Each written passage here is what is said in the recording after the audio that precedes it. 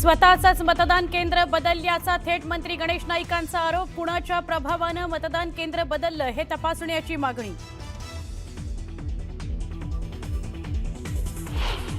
जोगेश्वरीतील मतदान केंद्रावर गोंधळ झाल्याचा आरोप। मतदारांची नावं गायब झाल्याच्या मुद्द्यावरून मतदारांनी व्यक्त केला संताप।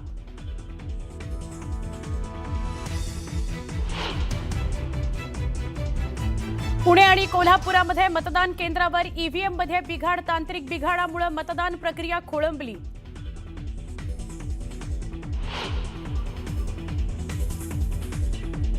नाशिकमध्ये मतदानाच्या सुरुवातीलाच प्रभाग 24 मध्ये ईव्हीएम मध्ये बिघाड, तर धुळे आणि सोलापुरातही ईव्हीएम बिघडल्याने मतदारांचा गोंधळ। काही ठिकाणी यंत्रणा सुरळीत व्हायला सुरुवात। मुंबईतील कुर्ला पूर्वमध्ये मतदान केंद्रावर गोंधळ। मतदारांची नावं आणि मतदान केंद्र बदलल्याने मतदारांचा तुफान गोंधळ। पनवेलमध्येही भाजप आणि मवियाच्या कार्यकर्त्यांमध्ये वाद।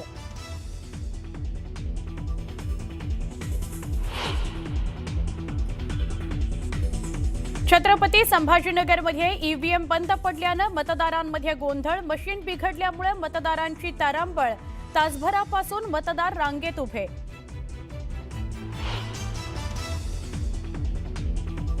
परभणीत मतदान केंद्राबाहेर पैसे वाटपाचा राष्ट्रवादी उमेदवारावर आरोप। मतदान केंद्राबाहेर तातडीने पोलीस बंदोबस्त वाढवण्याची मागणी। पैसे वाटणाऱ्यांवर कारवाईची मागणी।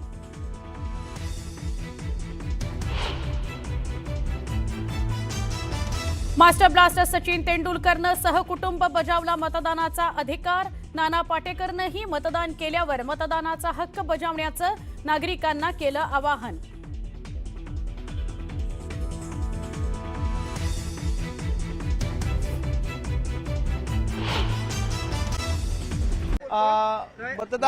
मतदारांकडून आपण जाणून घेऊया। म्हणा काय काय काय नेमकं झालेलं आहे। मी जेव्हा इथे आलो मला लॉरेन्स सांगितलं होतं पण त्याच्यानंतर मला इथून डायरेक्ट सांगितलं सेंट फ्रान्सिस। तिथे आम्हाला उभं पण नाही केलं। मी जेव्हा इलेक्शन कमिटीचा जो ऑफिसर असतो तिथे त्यांना जेव्हा मी बोललो, रिक्वेस्ट केली की काहीतरी आम्हाला हेल्प करा, आम्हाला फक्त इकडे तिकडे पळवलं जातं। आणि आतमध्ये गेल्यावर जेव्हा चेक केलं वोटिंग बूथच्या बाहेर यादीत नाव भेटलं, पण आतल्या यादीमध्ये आमचे सगळे नावं फ्रॉडचे। मी आतली यादी आणली आहे, तुम्ही चेक करू शकता। सगळे कट करून नावं चेक हे केलेले आहे आणि आम्हाला काही नाही। इथून तिथून फक्त पळवत हा फक्त एक वोट नाही आहे आमच्या इथलचा। कमीत कमी 1,500 ते 2,000 वोटिंग आहे आमची। 1,500 ते 2,000 सगळे तुम्ही पब्लिक बघू शकता, फक्त पळती आहे। काही जणांचे पाय नाहीत, कोणी अपाईज आहे, कोणी हे आहे सिरियस सिटीजन आहे, ते सगळे घरी ठेवून आलोय। आता सगळे वेगळी नाव आहे, तुम्ही चेक करू शकता। ना इलेक्शन कमिशन आम्हाला सपोर्ट करत ना कोणी नाही, फक्त त्या ताई फक्त सपोर्टिंगला आम्हाला येत आहेत। खासदार आमदार की होईल म्हणजे आम्ही सकाळपासून इथे मरायचं। आम्हाला काही सरकारी नोकरी नाही की आमचा आजचा पगार गेला, आमच्या कामाच्या सुट्ट्या झाल्या, सगळं जाहीर झालं आणि आम्हाला काय फक्त लातात मारा आम्हाला फक्त। आणि आमचा एकाचा मुद्दा नाही, जो येतो तो हेच आहे। वाटलंच तर तुम्ही आतमध्ये रेकॉर्डिंग आणि मीडियाला जाऊ देत नाही, तर आतमध्ये तुम्ही जर गेले तर हर पब्लिक तिथे परेशान आहे। नक्की आपण तिकडे निवडणुकीचे काही हे अधिकारी आहेत, त्यांच्याशी आपण या सगळ्या गोष्टीची बातचीत केली। आम्हाला सरळ बोलतात की कलेक्टर ऑफिस कडे जा। मी तिथे गेलो, पण आज कलेक्टर ऑफिसच्या इथे मी गाडी घेऊन गेलो, मला आतमध्ये एंट्री दिली नाही। बोलतो की तिथे जा, इलेक्शन ऑफिसर आहेत ते। आता तो मला इथे भेटला पण नाही, पळून गेला इथून। मतदानाच्या एक दिवस आधी एक स्लिप मिळते, ती स्लिप तुमच्या चेक करा। काय लोकांना भेटले पण। आणि याच्या जागी मेल आहे। ही कोण आहे? जेंट्स आहे, सॉरी ही मेल आहे, सॉरी फिमेल आहे। फिमेलच्या जागी जेंट्सचं नाव आहे। आतमध्ये वोटिंग जिथे करतो आपण तिथे मशीनच्या जागी जिथे वोट देतो तिथल्या यादीमध्ये आमचं नाव मॅच नाही होत। बोलतो हे नाही, हे इथे मेलची जागा आहे, तुमची जागा नाही। म्हणजे आम्ही मराठीत माणूस का मारायचा?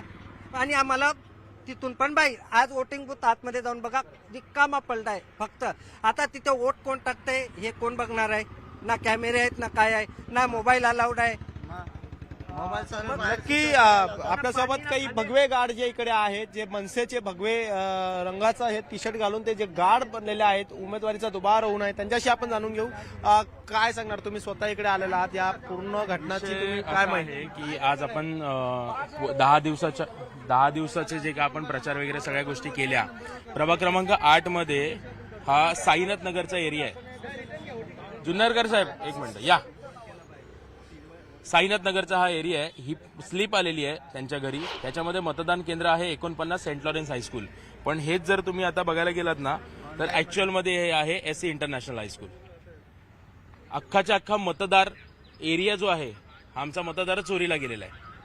त्यामुळे ह्या गोष्टी समजत नाहीयेत. आतापर्यंत आम्ही ईव्हीएम मशीनवर फोकस करत होतो, आम्ही अधिकाऱ्यांवर आम्ही फोकस करत होतो. पण आता जर बघायला गेलं ना आमचा मतदार अख्ख्याच्या अख्खा यादीतनं गायब आहे. अख्खी यादी प्रभाग क्रमांक 8 मधून प्रभाग क्रमांक 10 मध्ये शिफ्ट केलेली आहे. मी जर रेल्वे इंजिनसाठी जर प्रचार केलेला आहे, माझा मतदार जर रेल्वे इंजिनला जर मतदान करणार आहे किंवा इतर कुठल्या ज्या गोष्टीला मतदान करणार आहे, रेल्वे इंजिनच त्याच्या मतदान केंद्रातनं गायब आहे. तो जाऊन मतदान करणार कोणाला? म्हणजे सरकार, राजसाहेब आणि उद्धवसाहेब एकत्र आल्यावर इतकं घाबरलं की डायरेक्ट अख्खा मतदारच चोरला. अख्खा मतदार चोरला तुम्ही. थोडा तरी लाजा बाळगा.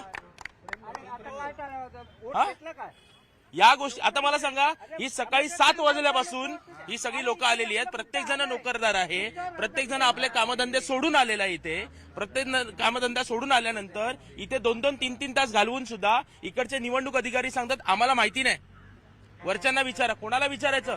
सेंट लॉरेन्स हायस्कूलचा मतदान केंद्र जातो भीमानगरमध्ये, भीमानगरचा जातो सोडावाला लेनमध्ये, सोडावाला लेनचा जातो रोकडिया लेनमध्ये. हेच फेरफटका घालायचा आणि जिथे ठाकरेंना मतदान करायचं ज्याला, तो माणूस कंटाळणार, मराठी माणूस कंटाळणार आणि परत घरी जाणार. हे करण्यासाठी म्हणून अख्खं मतदान केंद्रच गायब. म्हणजे मतदानाची जी यादी आहे ती यादी दुसऱ्या बूथला गेलेला असं म्हणणं आहे? हो सर, मी तुम्हाला सांगू ना, आता ही आता मतदान केंद्राची यादी आहे बरोबर. ही साईनाथ नगरची यादी आहे. हा अख्खा मतदान केंद्र, ह्याच्यावर जर 1000 मतदान आहे, 1000 मतदान जर याच्यावरती आहे तर हा 1000 मतदान करतो सेंट लॉरेन्स हायस्कूलमध्ये बरोबर आहे. लोक घरातनं निघतात, सेंट लॉरेन्स हायस्कूलला येतात, 2 तास लाईनमध्ये उभे राहतात. 2 तास लाईनमधून उभे राहिल्यानंतर जेव्हा ते आतमध्ये जातात त्यांना सांगतात हे तुमचं मतदान केंद्र नाही. माणूस परत खाली येतो, परत दुसऱ्या पोलिंग बूथवर जातो, परत तिकडे चेक करतो, तिकडे दुसरं सेंटर येतं, तिकडे परत जाणार, तिकडे गेल्यानंतर पण हेच मिळतं, तुमचं हे सेंटर नाही, तुमचं दुसरीकडे सेंटर आहे. या ज्या जे नावं दिलेली आहे त्याच्यात दिलेली आहे ते त्यांचं म्हणणं आहे की आतमध्ये गेल्यावर की ते कुठलं पुरुषाचं नाव दाखवलं जात आहे. पुरुषाचं नाव दाखवलं जात आहे. आपण पाहिलं तर हे जे मतदान जी ही स्लिप आहे, या स्लिप मध्ये त्या मतदाराचं नाव आहे, जो मतदान करतोय तर त्याचं नाव आहे. पण मतदान करण्यासाठी जर आतमध्ये गेल्यावर त्यांना कळतं की बाबा यावर जी स्लिप मध्ये जे नावं दिलेली आहे ती नावच नाही, त्या ठिकाणी पुरुषाचं नाव येतंय. तर त्यांना असं म्हणणं आहे की नाही, हे पुरुषाचं नाव आहे, हे महिलाचं नाही आहे, तर तुम्ही मतदान करू शकत नाही. तर मतदार नाराज होऊन स्वतः मतदान केंद्रामधून बाहेर पडतात, त्यांची नाराजगी व्यक्त करतात. निवडणूक अधिकाऱ्यांना ते आपले नाराजगी काय ते सांगतात आणि त्याच सगळ्या गोष्टी हे निवडणूक आयोगाला सांगून निवडणूक आयोगाकडे काही उत्तर नसतं असं मतदारांचं म्हणणं आहे. आपण पुन्हा त्यांच्याकडे